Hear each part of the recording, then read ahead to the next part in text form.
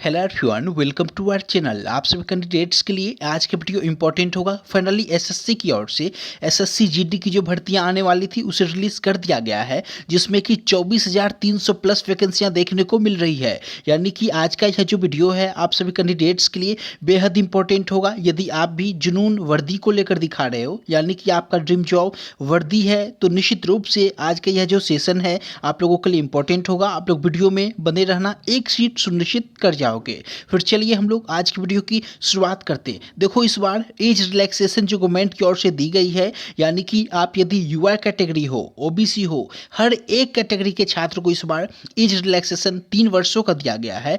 तो आज की इस वीडियो में हम लोग जानेंगे कि कौन कौन से कैंडिडेट अप्लाई करेंगे, इसके लिए क्वालिफिकेशन क्या होनी चाहिए, साथ ही साथ एग्जाम जो पैटर्न है वो इस बार पूरी तरह से बदल चुका है। तो हम लोग आज के इस सेशन में यह भी जानेंगे कि आपका जो एग्जाम है वो किस रूप में होना है। फिर चलिए हम लोग वीडियो की शुरुआत करते हैं। आप लोगों से रिक्वेस्ट है, सभी लोग चैनल को सब्सक्राइब कर देना और बेल आइकन को प्रेस कर देना, ताकि जैसे मैं आप लोगों के लिए एसएससी जीडी का कंप्लीट फ्री बैच लेकर आऊँ आप तक इन्फॉर्मेशन पहुँच सके। फिर चलिए हम लोग आज की वीडियो की शुरुआत करते हैं।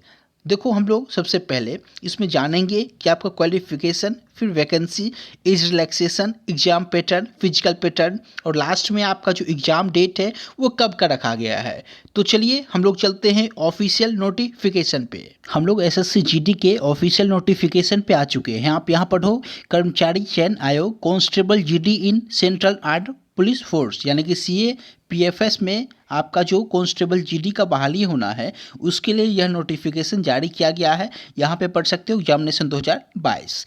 अब यहाँ पे आप लोगों के लिए जो इम्पोर्टेंट डेट है, आप लोग एक नज़र यहाँ पे डालो।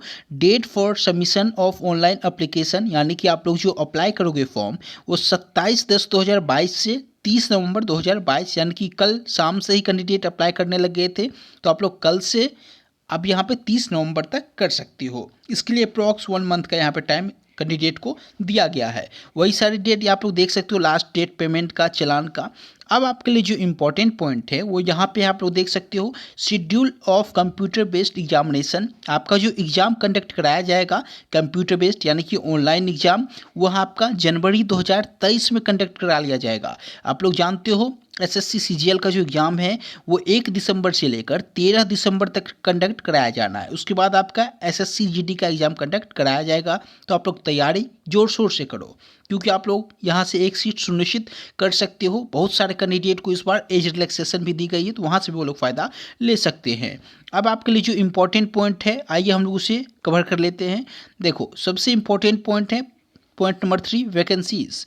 अब देखो, यदि मैं टोटल वैकेंसीज़ की बात करूं, क्योंकि वैकेंसी जिस रूप में आनी है आपको उतना ज़्यादा बेनिफिट होना है। यदि वैकेंसी आपका कुल मिलाकर इसमें 24,369 वैकेंसी है, तो इसमें 24,369 बच्चों को यहाँ पे मौका मिलना है। वो लोग अपना एक सीट सुनिश्चित कर सकते हैं। तो आपकी यदि तैयारी बेटर है तो निश्चित रूप से आप लोग एक सीट को ले सकते हो, क्योंकि 24,369 वैकेंसी अपने आप में बहुत बड़ी संख्या है। अब यहाँ पे यदि मैं बीएसएफ की बात करूँ, तो देखो बीएसएफ में सबसे ज़्यादा वैकेंसी यहाँ पे देखने को मिल पा रही है। मेल का आप लोग देखोगे यहाँ पे टोटल 8,922 है, जबकि फीमेल का टोटल 1,575 है। कुल मिलाकर बीएसएफ में जो इस बार वैकेंसी है वो 10,497 है। इसी रूप में आप लोग देख सकते हो, सेकेंड पोजीशन है आपका 8,911, यानी कि सीआरपीएफ का। इसी तरीके से सीआईएसएफ में केवल 100 सीट है इस बार। और यहाँ पे आप लोग देख सकते हो SSB, ITBP, Assam rifle, SSF. इस बार पार्ट 1, पार्ट 2 में वैकेंसी को डिवाइड किया गया है। पार्ट 1 के अंदर ये सारे पोस्ट हैं। आप लोग जानने की असम राइफल में जा सकते हो कांस्टेबल के रूप में, बीएसएफ में, सीआईएसएफ में। और पार्ट 2 में इस बार फोर्स एनसीबी को रखा गया, जिसमें कि एससी का 25 सीट है और टोटल 164 सीट है। यदि मैं टोटल पार्ट 1 पार्ट 2 वैकेंसी की बात करूँ तो 24,369 वैकेंसियाँ हैं। उसके बाद यदि आप लोगों के लिए इंपॉर्टेंट जो पॉइंट है उसे मैं आपको कवर कराना चाहूँ, तो देखो पॉइंट नंबर 5 है आपके सामने, एज लिमिट। यहाँ पे एज लिमिट 18 से 23 साल का यहाँ पे आपका होना चाहिए। लेकिन यहाँ जो इंपॉर्टेंट पॉइंट है, यहाँ पढ़ो, however after relaxation of 3 years in upper age the candidate should not have been born earlier than 2/1/1997। यानी कि यहाँ पे 3 साल का जो रिलैक्सेशन है, एज रिलैक्सेशन, वह गवर्नमेंट की ओर से दिया गया है। तो आप लोग 18 से 26 तक फॉर्म अप्लाई कर सकते हो, यूआर कैटेगरी वाले। जबकि ओबीसी वाले को 3 साल का एक्स्ट्रा रिलैक्सेशन है, तो वो लोग 18 से 29 हो जाएंगे। SC ST वाले 18 से 31 हो जाएंगे, क्योंकि उनके लिए 5 साल का ऑलरेडी रिलैक्सेशन है। तो आप लोग यहाँ पे देख सकते हो। अब आपके लिए जो इम्पोर्टेंट पॉइंट है, आप लोग यहाँ पे पढ़ो, जो आपका जो जन्म है वो 2/1/1997 से पहले का नहीं होना चाहिए। आप लोग यहाँ से काउंट कर सकते हो आसानी से।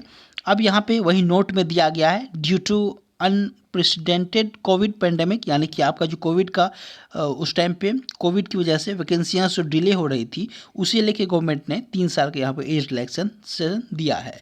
अब यहाँ पे आप लोग देख सकते हो, जो आपके लिए इम्पोर्टेंट पॉइंट है, आइए उसे हम लोग कवर करते हैं। देखो, ये सारी वही बातें हैं, आप लोग उसके लिए क्या है वो सारी बातें कोई खास इंपॉर्टेंट नहीं है। जो इम्पोर्टेंट है वो पॉइंट मैं आपको यहाँ पे कवर करा दे रहा हूँ। देखो आप लोग, यदि मैं एजुकेशन क्वालिफिकेशन की बात करूँ तो 1 जनवरी 2023 तक का यहाँ पे लिया गया है, यानी कि 1 जनवरी 2023 तक आपका जो रिजल्ट है 10th का वो कंप्लीट हो जाना चाहिए। अब यदि मैं आगे बढ़ूँ तो आप लोग यहाँ देख सकते हो, वही है एनसीसी सी सर्टिफिकेट के लिए 5% दिया जाएगा मैक्सिमम मार्क्स। इसी तरीके से 3% बी सर्टिफिकेट ए के लिए 2% आप लोग यहाँ पढ़ सकते हो। अब आपके लिए जो इम्पोर्टेंट हाउ टू अप्लाई, तो ऑनलाइन करोगे, ssc.nic.in पे जाओगे। इसके लिए जो पेमेंट आपको करनी है वो 100 रुपीज़ की करनी है। यदि मैं आगे बढ़ूँ तो ध्यान से आप लोग देखना। देखो, सेंटर ऑफ एग्जाम वही सारी बातें हैं, बिहार, उत्तर प्रदेश, अंडमान, सारे यहाँ पे आपको दिख जाएंगे। आप जहाँ भी चाहो वहाँ पे सेंटर दे सकते हो अप्लाई करते टाइम। अब यदि मैं यहाँ पे ध्यान से देखूँ, जो आपके लिए जो इम्पोर्टेंट पॉइंट है वो है स्कीम ऑफ एग्जामिनेशन। इसमें यहाँ पे चेंजेस देखने को मिल रही है। आप लोग देखोगे, सब्जेक्ट यहाँ पे है part A, part B, part C, part D. अब सब्जेक्ट में रीजनिंग है आपका 20 क्वेश्चन 40 नंबर का इस बार। जनरल नॉलेज, जनरल अवेयरनेस में 20 क्वेश्चन 40 नंबर का। यहाँ पे मैथमेटिक्स का 20 क्वेश्चन 40 नंबर का। इंग्लिश या फिर हिंदी, दोनों में आप एक सब्जेक्ट चूज कर सकते हो, या तो इंग्लिश दे दो या फिर हिंदी दे दो, तो वो भी आपका 20 नंबर का है। 20 क्वेश्चन है 40 नंबर का, तो कुल मिलाकर इसके लिए आपको 1 घंटे का टाइम दिया जाएगा। और 40 गुने 4 यानी कि 160 मार्क्स का आपका यहाँ पे पेपर कंडक्ट करा लिया जाएगा। अब यदि मैं यहाँ देखो, there will be negative marking of 0.25 marks, यानी कि आपका जो निगेटिव मार्किंग है वो 0.25 मार्क्स के यहाँ पे एक क्वेश्चन के लिए है। अब आपके लिए जो इम्पोर्टेंट पॉइंट है वही है इंग्लिश, हिंदी, ये सारी बातें। फिजिकल, अब देखो फिजिकल जो एग्ज़ाम होनी है उसके लिए देखो 5 किलोमीटर की रेस 24 मिनट में मेल को, और फीमेल को 1.6 किलोमीटर की रेस 8.5 मिनट में कंप्लीट करनी होगी। अब यहाँ पे आप लोग देख सकते हो वही सारी बातें हैं। लद्दाख रीजन के लिए कुछ अलग है, सभी के लिए अलग अलग है, आप लोग यहाँ पे पढ़ सकते हो। अब आपके लिए जो इम्पोर्टेंट है वो देखो, PST यानी कि फिजिकल स्टैंडर्ड टेस्ट जो है उसके लिए हाइट जो आपकी होनी चाहिए वो 170 सेंटीमीटर। यहाँ पे यूआर कैटेगरी की मैं बात कर रहा हूँ, यूआर कैटेगरी 170 सेंटीमीटर, फीमेल के लिए 157 सेंटीमीटर। आप लोग देख सकते हो, all candidate belong to ST। अब ST कैंडिडेट को यहाँ पे रिलैक्सेशन दी गई है हाइट में, तो 162 सेंटीमीटर। अब यहाँ पे देखोगे अदर वाले में, नॉर्थ ईस्ट वाले के लिए, नॉर्थ ईस्टर्न के लिए 157 है। वो लोग पहाड़ी इलाका के होते हैं तो उनकी हाइट थोड़ी कम होती है, इसलिए उन्हें यहाँ पे रिलैक्सेशन दी गई है। तो आप लोग यहाँ देख सकते हो। चेस्ट की यदि मैं बात करूँ तो अनएक्सपेंडेड यानी कि बिना फुलाए हुए चेस्ट जो है वो 80 सेंटीमीटर होनी चाहिए, और मिनिमम जो है एक्सपेंशन वो 5 सेंटीमीटर, यानी कि फुलाने के बाद कम से कम 5 सेंटीमीटर का डिफरेंस होना चाहिए, यानी कि 85 सेंटीमीटर मिनिमम आपका जो चेस्ट है वो फुलाने के बाद होना चाहिए। तो ये इम्पोर्टेंट बातें हैं। उम्मीद करता हूँ ये सभी जो पॉइंट हैं आप लोग ध्यान से सुने होंगे, क्योंकि उसके बाद आपका मेडिकल होना है और आपका सिलेक्शन हो जाना है। क्योंकि अभी आप लोग देखोगे आपका एक कंप्यूटर बेस्ड एग्जामिनेशन होगा जो कि 160 मार्क्स का होगा। इसके लिए 0.5 मार्क्स निगेटिव मार्किंग है एक प्रश्न के लिए। उसके बाद आपका फिजिकल एग्जाम होना है, उसके लिए आपको रेस कंप्लीट करना है 5 किलोमीटर का 24 मिनट में। उसके बाद आप लोग देखोगे मेडिकल एग्जाम होना है। तो आप लोग यहाँ पे इन सभी पॉइंट को ध्यान रखना, और इसके लिए आप लोग फॉर्म अप्लाई अभी से कर सकते हो। तो उम्मीद करता हूँ आज का यह जो सेशन रहा है आप लोगों के लिए इंपॉर्टेंट रहा हो, तो प्लीज़ वीडियो को लाइक करके आप लोग शेयर कर देना। आज की इस वीडियो में यहीं तक। Thank you so much.